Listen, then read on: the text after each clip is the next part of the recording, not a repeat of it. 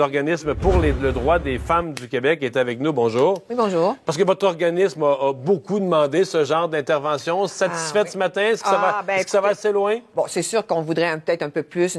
Là, c'est une partialité de l'État concernée par notamment l'affichage des signes religieux. Mais c'est tellement un bon pas en avant que d'abord, il faut se réjouir et féliciter le gouvernement d'avoir actualisé son programme électoral. Il s'était engagé à faire une loi sur la laïcité. Il l'a fait. Il l'inscrit la laïcité dans la Charte québécoise, ce qui est aussi un grand pas en avant. Oui. Il y en a qui sont surpris de ça ce matin. Ah, non. En fait, ça renforce la laïcité. Ça lui donne vraiment une valeur qui englobe l'ensemble du fonctionnement de la société. Donc, on est vraiment une société qui se veut laïque, c'est-à-dire où la séparation entre l'État et la religion est claire, elle est nette. Bon, c'est sûr qu'il y a plus de fonctionnaires qui pourraient être concernés parce que ils incarnent la neutralité de l'État. Mais ce premier pas est important que d'abord, il faut s'en réjouir.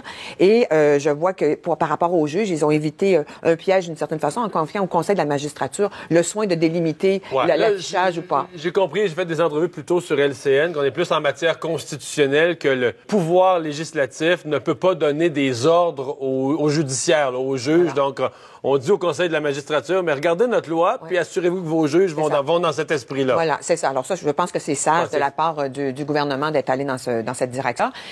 Oui. Je vous voyais faire des signes que oui, quand le ministre a commencé en faisant l'historique, les années 60, les années 80, 90. Ah oui, c'est sûr que c'est l'aboutissement d'une longue démarche. Et c'est un geste historique qui est posé, effectivement, aujourd'hui, parce que le Québec se démarque du Canada qui ne se prive pas d'insulter les Québécois ces derniers temps, mais c'est quand même Oui, sauf que, savez-vous quoi? Quand on fait un sondage dans le reste du Canada auprès du peuple, voilà, exactement. Ils sont pas si loin de nous autres. C'est ça, c'est leurs élites et leurs grands journalistes qui ont un langage. Exactement. Bon. Mais c'est quand même, je pense, de la part du gouvernement courageux d'aller de l'avant malgré ces insultes qui sont publiques, etc. Et je pense que ça répond aux vœux de la majorité des Québécois et des Québécoises. Et je précise, de toutes origines, parce que des fois, on veut essayer de faire croire que c'est raciste de vouloir la laïcité, qui viennent d'ailleurs, ils veulent pas de la laïcité.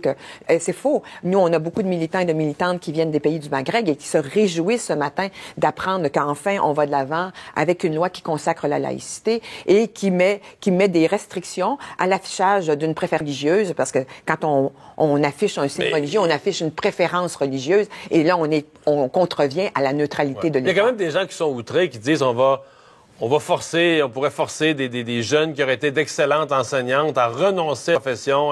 Elles ne pourront plus être enseignantes. Peut-être même dans les facultés à l'heure actuelle d'éducation, des jeunes disent « je ne pourrais pas être enseignante ».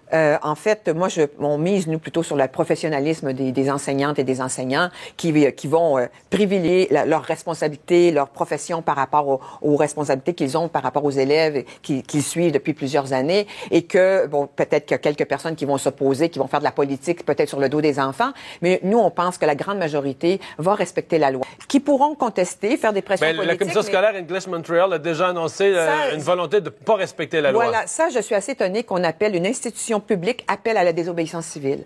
Je suis même outrée, pour vous dire la vérité. Là, c'est un point de vue personnel, celui de mon organisation, parce qu'on n'a pas eu le temps d'en parler, mais j'ai été très étonnée de voir qu'on se permettait une institution publique, donc qui est payée, une commission scolaire qui est payée, qui est au service des citoyens, donc qui est supposé respecter les droits et la liberté de conscience des citoyens. On passe à la désobéissance. Voilà. Mme Guilbeault, merci d'avoir été là. Ça m'a fait